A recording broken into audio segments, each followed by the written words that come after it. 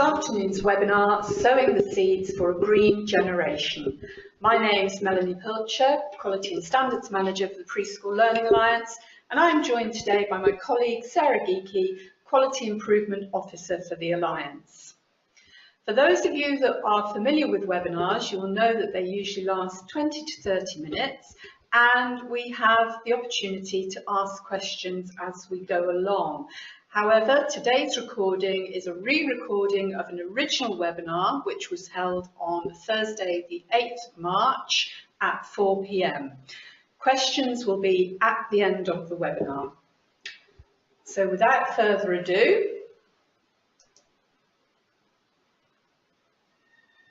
moving on to the next slide.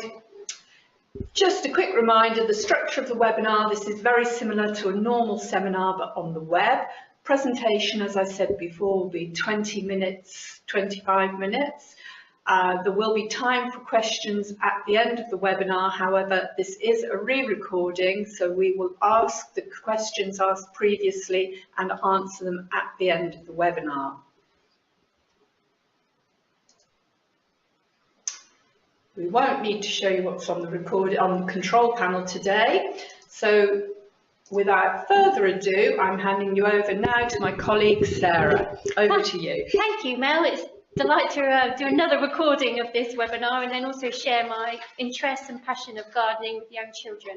But before we start, I just want to say I'm not an actual gardening expert. This is just really about my own knowledge and experience from working in nursery schools, and also from my own gardening experiences in my own small house that I have.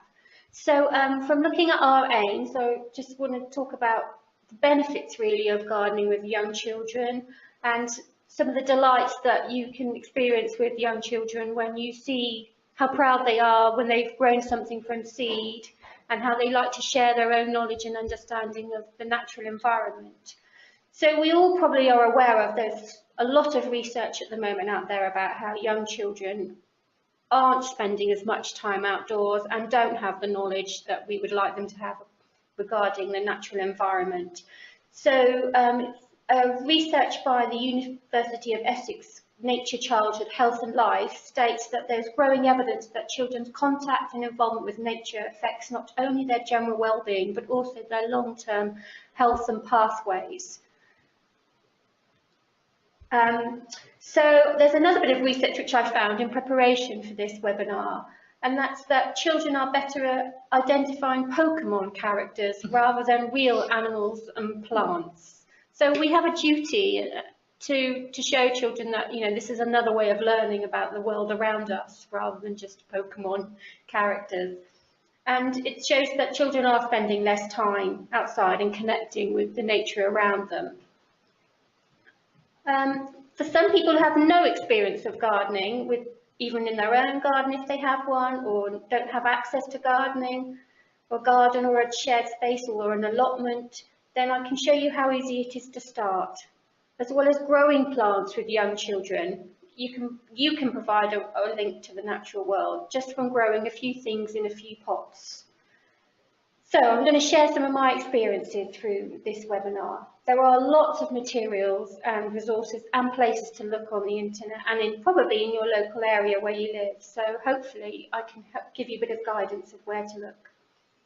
So if we move on to the next slide, we can have a look at some of the facts and figures I discovered from my preparation. And it's quite interesting, the first bit of 5% of school-age children believe that strawberries grow inside the fridge, and then another 6% think that they grow on trees. And growing a strawberry is so easy. Even if you don't grow it from seed, a strawberry plant is one of those that keeps on giving.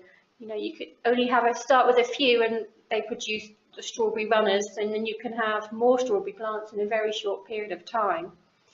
And then another fact of 1 in 5 children starting primary school overweight or obese. I mean, we see that with children around us, but to have an actual stat of 20% is very high. So we have another responsibility of showing how fruit and vegetables are grown, which hopefully has an impact on them trying new foods. And then the last bit of research I found, which was by the University of Reading, they looked at what happens when you offer sensory experiences to young children. And these children were aged 12 months and 36 months.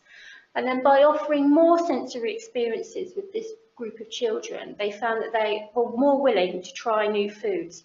Unfortunately, gardening wasn't included in one of the sensory experiences, so maybe just by offering gardening, it would be a natural link with offering another type of sensory experience.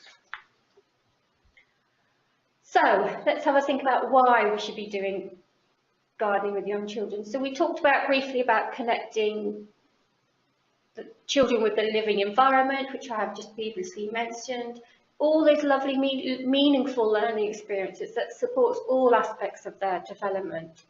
I mean, the EYFS is a guide and doesn't specifically say offer gardening, but I think when you do offer that, you realise the learning opportunities are so vast that it'd be a shame not to offer it to them.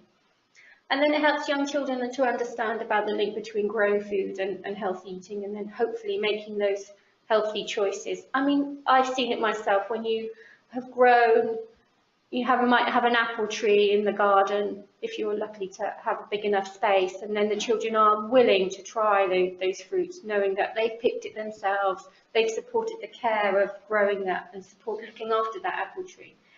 And then really just gardening is an open-ended experience that all children can participate in.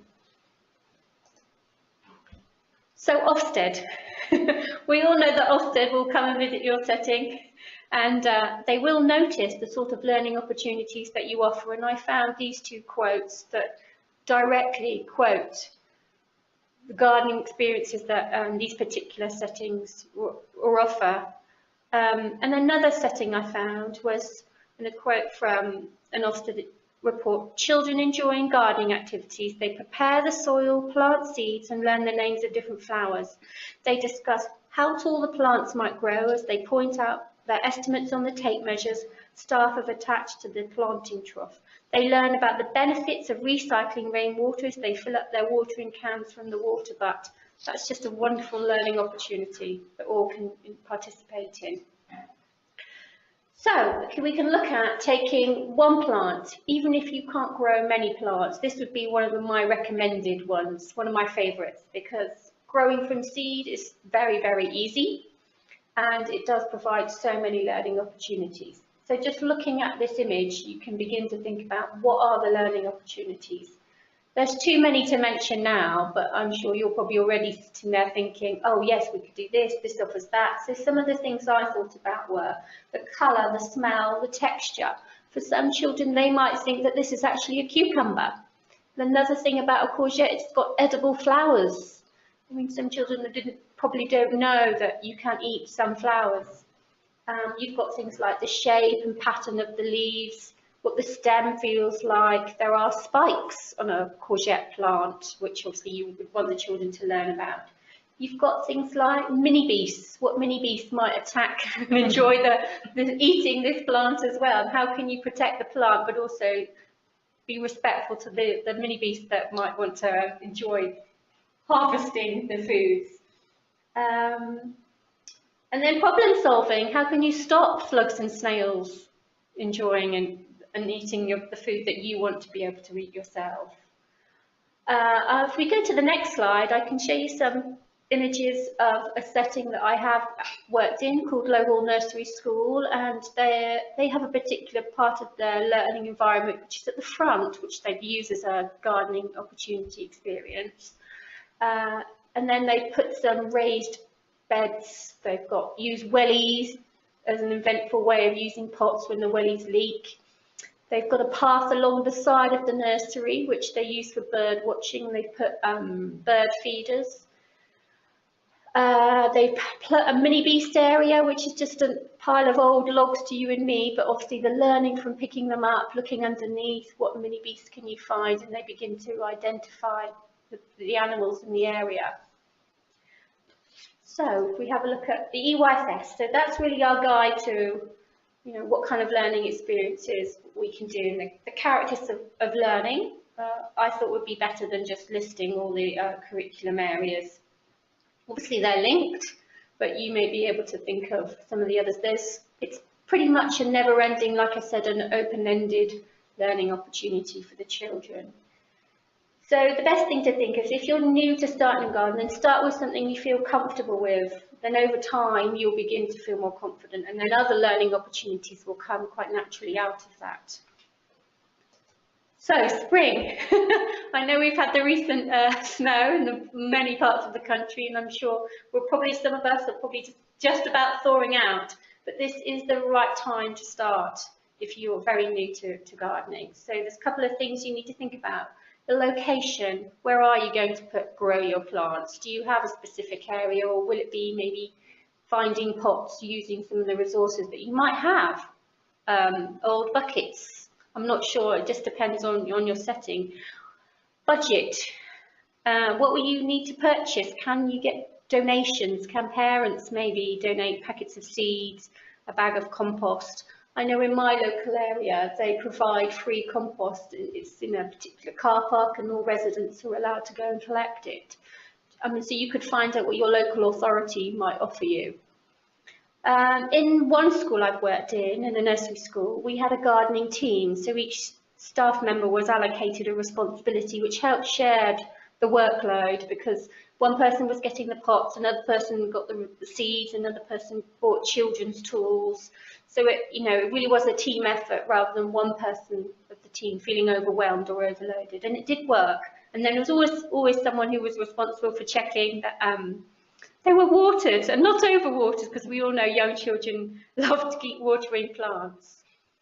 But the most important thing is keep it simple. Keep it something you can manage and that the children can manage, and then build and develop from that. There are a couple of health and safety things that Mel is probably more the expert on, so I'll just quickly pass you over to Mel and she can discuss some of the health and safety things now. Thank you. Yes, there's probably too many to mention, but some of the basic ones, obviously good hand hygiene with the children, safety sweep of your garden every day before you take the children out into the garden, looking for animal feces and litter that might be dangerous. And of course, there is a risk of E. coli, which comes directly from the soil. So if you are growing any plants that you're hoping to prepare for snack or mealtime in your nursery, just being very sure that they have been cleaned thoroughly, and again, that all health and safety, food safety requirements are being adhered to. I think that's probably it for now, Sarah, but if any more come along as we go on, I'll let you know. Some things might come up in our questions. So if we go to the next slide, we can have a look at some of the things I thought are the easiest plants to grow, and some I have grown with young children. So the classic of a sunflower, they do absolutely love discovering how tall it can grow and standing next to it. And then the seeds are wonderful for the nature, and birds and squirrels will be attracted to them. Nasturtiums are a very, very easy plant to grow, and once again, the edible flowers. Don't know if you've ever had them yourself, but I grow and eat them myself, and they're delicious. And one of my favourites, like I said earlier, courgette, that I'd recommend growing some of those. That can be easily done in a pot. And if I had to pick maybe 3 or 4 out of that list, I would pick nasturtiums, courgettes and strawberries, and then maybe some rosemary and lavender, because they're particularly good for the bees and attract wildlife. Okay, so once you've grown all those things, obviously you'll be looking at harvest time and how successful you've been, and any problem solving along the way. So how will you know when things are ready? Clearly obvious when it's a strawberry, and the children might not realise that they're green before they're red, so you can share that knowledge with them. Remember to document anything that you grow and take digital photos. You might want to contact a local gardener or a gardening association or the local paper if you've been particularly successful. And then things like harvesting your seeds. Nasturtiums give more seeds after flowering, so you'll be able to have more seeds for the following year, and then propagating, making another plant from cutting. So that will cost you, it's a labour cost-effective way of having more seeds for the following year. And then these are the websites I found particularly helpful and useful for trying to find out more information when you're developing your gardening experiences or spaces. The last one, Bath and North East Somerset, is a particular toolkit that has been made specifically for young children and working with young children. It has things like 10 tips for talking with children, books to share about gardening, and ways to involve parents, which can be useful as well. Thank you very much, Sarah. And I think that ends and concludes our webinar for today. And I'd just like to say a final thank you to Sarah for being such an inspirational speaker for us this afternoon. Thank you very much, Sarah.